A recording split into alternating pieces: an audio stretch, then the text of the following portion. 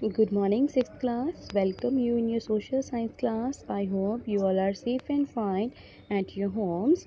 So, we are going to start our reading inequalities and constitutional provisions to safeguard them. ठीक है कि इतनी सारी डाइवर्सिटी है इंडिया में, ठीक है, तो ऑटोमेटिक सी बात है कहीं ना कहीं असमानताएं आ ही जाती हैं। ठीक है, तो इतने बड़े देश में असमानताएं इनइक्वालिटीज़ ना हो, इसकी वजह से क्या है, कॉन्स्टिट्यूशन बना हुआ है, उसमें उन असमानताओं को दूर करने के लिए और सबको सेफ गार्ड करने के लिए, सबको सेफ्टी प्रोवाइड करने के लिए कुछ ना कुछ प्रोविज़न्स हैं, वो हम डिस्कस करने जा रहे हैं।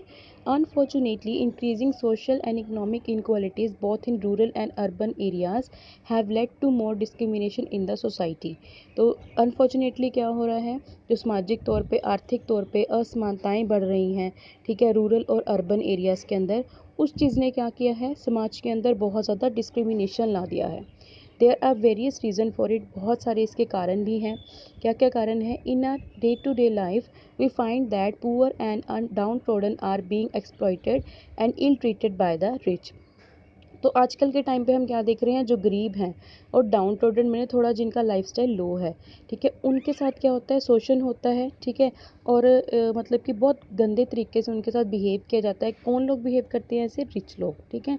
The followers of one religion look down upon others, जो एक धर्म के लोग हैं वो दूसरे धर्म वालों को मतलब थोड़ा नीचा दिखाने की कोशिश करते हैं, या उनकी तरफ थोड़ा मतलब नीची निगाह के साथ देखते हैं।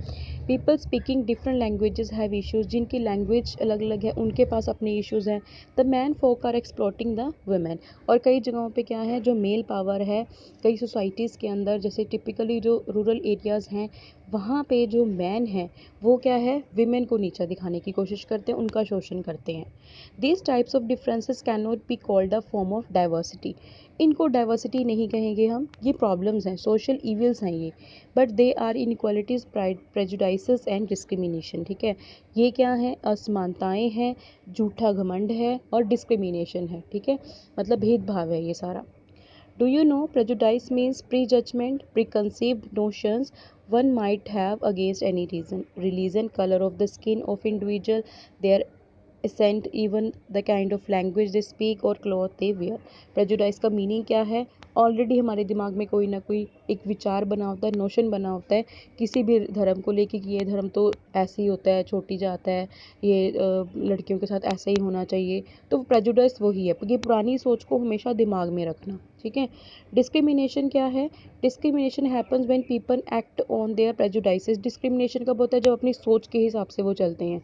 ठीक है, ये बेटा है, ये बेटी है, इसके साथ ऐसा होना चाहिए, इसके साथ वैसा होना चाहिए, बहू है, ये है, वो है, तो ये सारी चीज़ें। ठीक है, many social reformers like Raja Ram Mohan Roy, Ishwar Chandra Vidyasagar, Swami Dayanand Saraswati, Bal Gangadhar Tilak, and many more have already done a lot to get rid of these inequalities and other social evils like untouchability, gender based unemployment, illiteracy, etc. तो ये देखो, जो सारे ये है social reformers. Social reformers होते हैं समाज को सुधारने वाले। ठीक है, कौन कौन थे? राजा राम मोहन थे, ईश्वर चंद्र विद्यासागर थे, स्वामी दयानंद सरस्वती थे, बाल गंगाधर तिलक थे, ठीक है, और भी कई ज़्यादा। इन्होंने बहुत एफर्ट किए कि समाज के अंदर जो असमानताएं हैं, ठीक है, जो बुराइयां हैं, किस किस तरह की, छूत छात की, या लिंग के बेस पे, लड़का लड़की के बेस पे, अनएम्प्लॉयमेंट, बेरोज़गारी के बेस पे, अनपढ़ता के बेस पे, इनको दूर किया जाए। Even then many evils are still widespread in India, इसके बावजूद भी बहुत सारी ऐसी बुराइयां हैं जो इंडिया में फैली हुई हैं। Here you can see the pictures of the social reformers. Next हम देखने जा रहे हैं, when the constitution of India was being formed our national leaders kept this in mind. जब इंडिया का कॉन्स्टिट्यूशन, संविधान बन रहा था, तो हमारे जो नेशनल लीडर्स, इन्होंने काफ़ी चीज़ें अपने दिमाग में रखी। क्या क्या थी? Therefore they included many such provisions in the constitution which aim at bringing social, economic and political equality. तो इसीलिए उन्होंने काफ़ी ज़्यादा वो प्रोविजंस रखी कॉन्स्टिट्यूशन के अंदर, जिससे समाज के अंदर, आर्थिक स्थिति के अंदर और पॉलिटिकल, अगर हम राजनीति के अंदर देखें तो उसमें समानताएं आ सकें।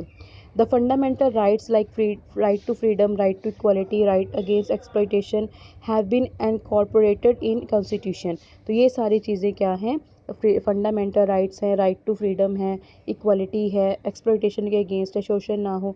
तो ये सारी चीज़ें कॉन्स्टिट्यूशन के अंदर ऐड की गई। Similarly the directive principle of state policy are guidelines to the government at different levels to plan and act upon. तो जो directive principle of state policy है, ये भी गाइडलाइन है गवर्नमेंट के अंदर कि जब भी वो कोई अपना प्लान बनाए, कोई भी ऐसे एक्ट बनाए कि वो लोगों के वेलफेयर के लिए हो, उसके अगेंस्ट ना हो।